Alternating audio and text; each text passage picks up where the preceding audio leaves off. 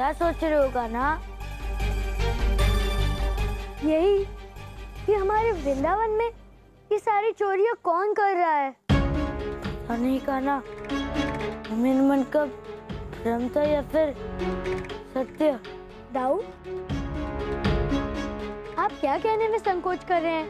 बताइए ना। कान्हा, कल रात्रि जब मैं वृंदावन में घूमकर वापस घर आ रहा था, तभी मैंने वहां मधुमंगल को देखा।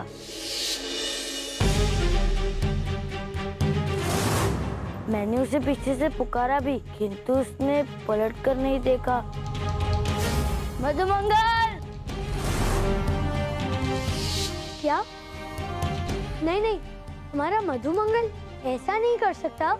इसलिए तो कान्हा, मैं पूर्ण निश्चय के साथ नहीं कह पा रहा हूँ। परंतु कान्हा, तुमसे तो कुछ भी नहीं छुपता ना। तुम अपनी दिव्य दृष्टि से चोर का पता क्यों नहीं लगाते? दाऊ, मैंने अपनी दिव्य दृष्टि से देखने का प्रयत्न किया, किंतु मुझे कुछ नहीं दिखा। ऐसा कैसे हो सकता है कान्हा? एक प्रयास और करो कान्हा, क्या पता सत्य का पता चल जाए। ठीक है दाऊ।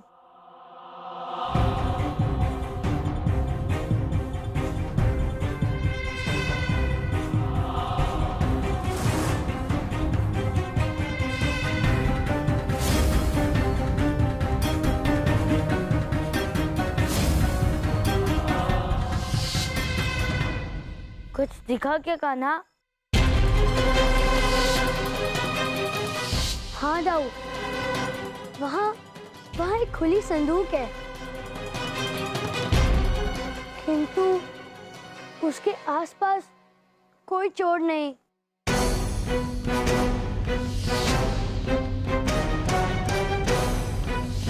वहाँ पर कोई है दाऊ।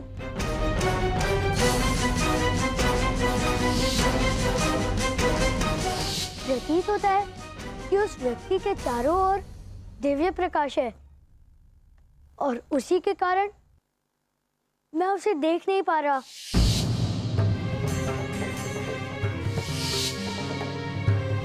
दिव्य प्रकाश? हाँ दाऊ, दिव्य प्रकाश। ये दिव्य प्रकाश उन्हीं के पास होता है जो देवांश होते हैं, और इसीलिए मैं उसे नहीं देख पाता हूँ। परंतु मधुमंगल में तो देवांश नहीं है, किंतु ऐसा कौन है जिसमें देवांश होने के बाद भी वो चोरी कर रहा है?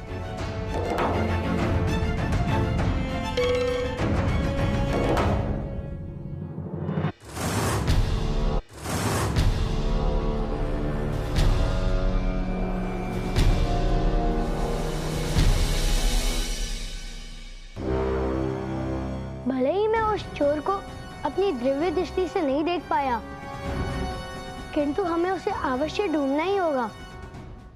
हम ऐसे अपने मित्र पर संदेह नहीं करते रह सकते। सच्ची का कान्हा, किंतु कैसे? हमें तो कुछ पता ही नहीं है। राधा ने मुझे बताया था। उसने कहा था कि भीतर से द्वार बंद था और बस एक ही खिड़की खुली हुई थी, अर्थात वो चोर इसी खिड़की से भीतर गया होगा। आपको कैसे पता प्यारे प्रभु? ये तो बस मेरा अनुमान है। इसी खिड़की से ही कोई ना कोई प्रमाण मिलेगा, क्योंकि चोर कितना भी चतुर हो, किंतु वो कोई ना कोई प्रमाण अवश्य छोड़ता है। चलो ढूंढते हैं। प्रभु, आप दोनों भीतर जाइए, मैं यहीं रुकता हूं। और हाँ, यदि कुछ खाने को मिल जाए तो मुझे भी बुला लीजिएगा।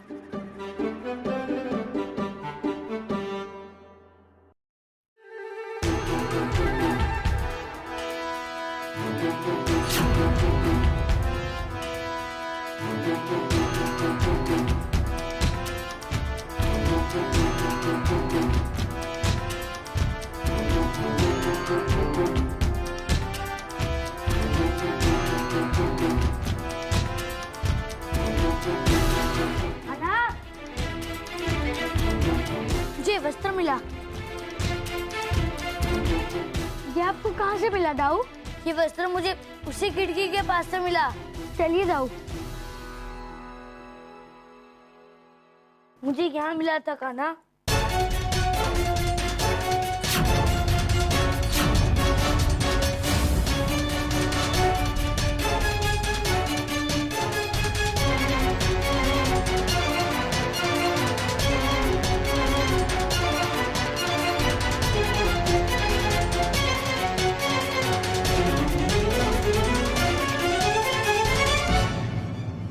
दाऊ, चिन्हों से स्पष्ट है कि चोर कोई बालक ही है। और देखो, बच्चे भूमि के भीतर तक जा रहे हैं, अर्थात चोर कोई हृष्ट पुष्ट बालक ही है।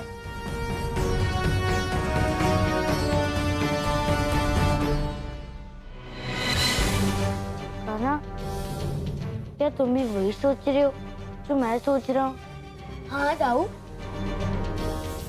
आप दोनों की समझ में तो आ गया है प्रभु,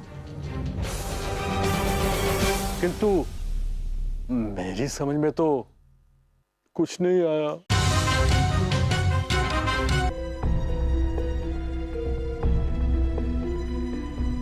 अरे कान्हा, बाकी मित्र कहाँ हैं? वो सब कब आएंगे? वो सब आते ही होंगे मधुमंगल, और हमारे लिए बहुत कुछ खाने के लिए भी ला रहे हैं। वैसे जो भी हो कान्हा, जिसने भी ये चोरी की है वो बच नहीं पाएगा। हाँ दाऊ, चोर तो बच नहीं सकता, उसकी चोरी अवश्य पकड़ी जाएगी। क्यों कान्हा? उसे किसी ने देखा है क्या चोरी करते हुए? अरे रहने दो ना मित्र, जो होगा होने दो, जो जैसा करेगा वैसा भरेगा, हमें क्या लेना देना। हाँ, करना तो हमें कुछ नहीं है, परंतु फिर भी होगा क्या उस चोर के साथ? होगा क्या? तुम्हें पता है, वृंदावन की भूमि को वरदान है कि यहाँ चोरी करने वाला चोर विशाल होने लगता है, और देखते ही देखते एकदम दैत्य के समान बड़ा हो जाता है, और फिर उसका नाश हो जाता है।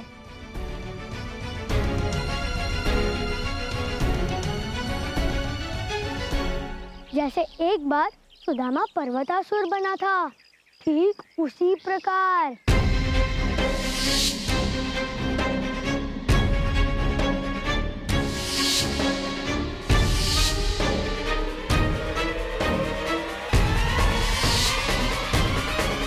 देखना वही दशा होगी उस चोर की।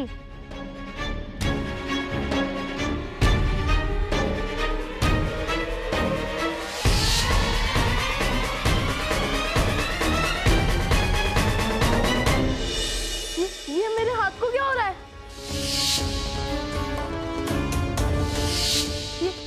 ये सब क्या हो रहा है? बचाओ मुझे! नहीं!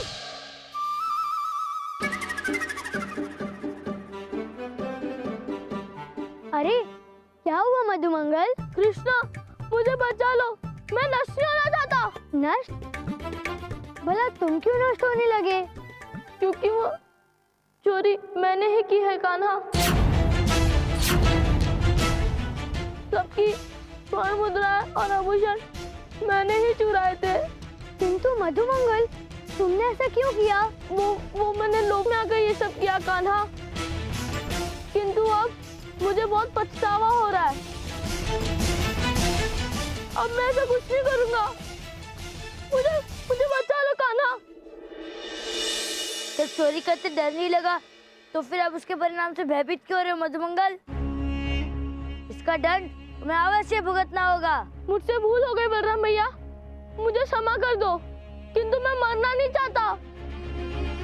अब केवल एक ही उपाय है जिससे तुम बच सकते हो। क्या उपाय है कान्हा? बताओ। तुम जैसा कहोगे मैं वैसा ही करूँगा।